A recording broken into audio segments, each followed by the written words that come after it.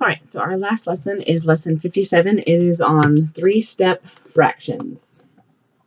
And I've already gone ahead and written the steps at the top.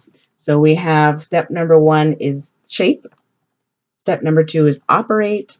And step number 3 is simplify. And we're going to go ahead and work through those steps. So our first problem is going to be 1/2 plus 2/3. And then we just learned from the other two lessons that we need common denominators in order to do this. And so our first step is called to shape. So step number 1, we need to shape these fractions to change them to be able to actually add them together. And so we know that 2 doesn't go into 3 and 3 doesn't go into 2. If we multiply them, then they are 6. So that could be our common denominator.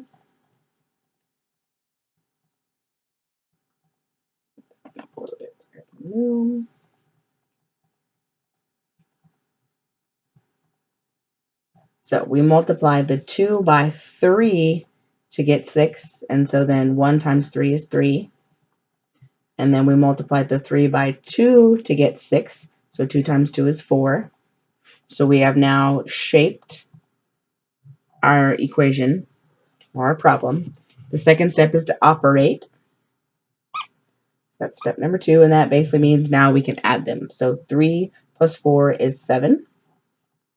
And then we bring that down the denominator, which is 6. So we have 7, 6. And then step number 3 is to simplify, because that's an improper fraction, so we would need to turn it into a mixed number.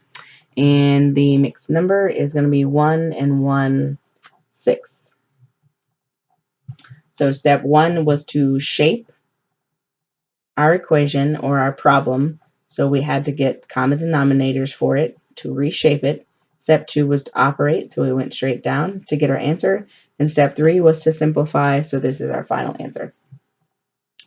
And we will do one more. So we have 5, 6 minus 1/3. So first, we're going to shape it. 3 does go into 6, so we can keep 6 as our denominator, so this fraction stays the same. So all we have to do is just move it straight over.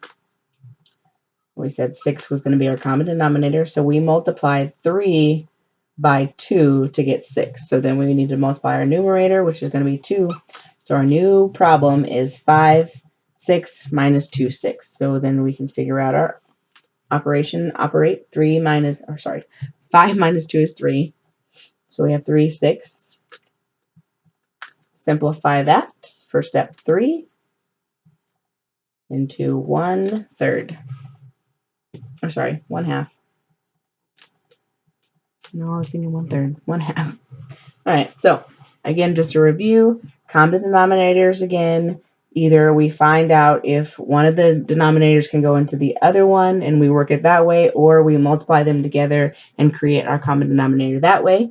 And then we shape it by creating our new fractions with our common denominators, or just moving the same one over if we're keeping it.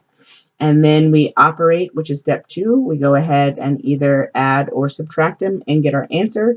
Step 3 is to simplify. So then we would go ahead and simplify it, which gives us either a mixed number or a reduced fraction. But then even if it's a mixed number, we make sure that that's completely reduced. And that is all for 3-step fractions.